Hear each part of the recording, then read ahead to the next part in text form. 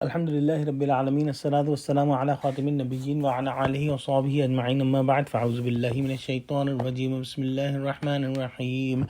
قال الله تعالى في سورة البقرة: الطلاق مرتان فإمساكم بمعروف أو تسريح بإحسان. Translation: Divorce must be pronounced twice, and then woman must be retained in honor or released in kindness.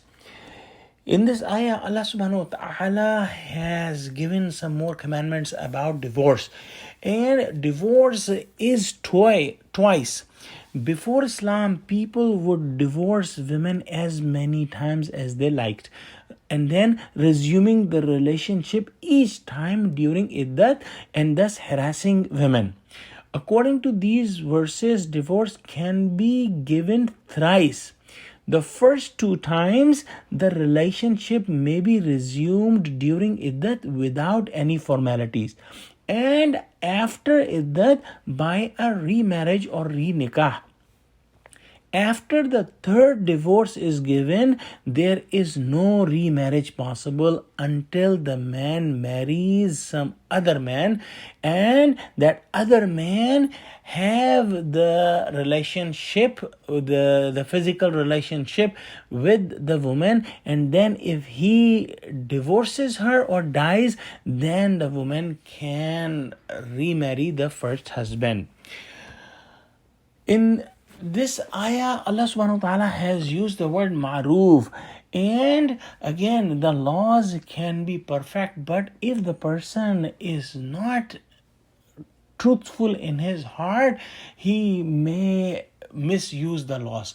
So Allah subhanahu wa ta'ala has given the laws that there is a procedure of divorce, but the man and woman both must be truthful and kind and should not do anything to harass each other, to cause harm to each other. So if they are living together, they are retaining the relationship, their heart should know that they are doing it for the real reason, not to harm each other. And then if the husband is letting the wife go and divorcing her without an intention to get her back, it should be done with ihsan as well. And we have read that ihsan is the feeling as if somebody believes that he is seeing Allah, and if he believes that and he has that thought in his heart, every deal will be the best on his part. He will be doing the best. And the lesser degree of ihsan is if somebody has a feeling that Allah is watching all the time. Even then, he will not do anything wrong, and he will not harm anyone if he knows that Allah is watching him. So inshallah we will finish this ayah tomorrow. Oh Allah, give us true understanding of Quran. Ameen. Wa akhiru da'wana alhamdulillahi rabbil alameen. Assalamu alaikum wa rahmatullahi wa barakatuhu.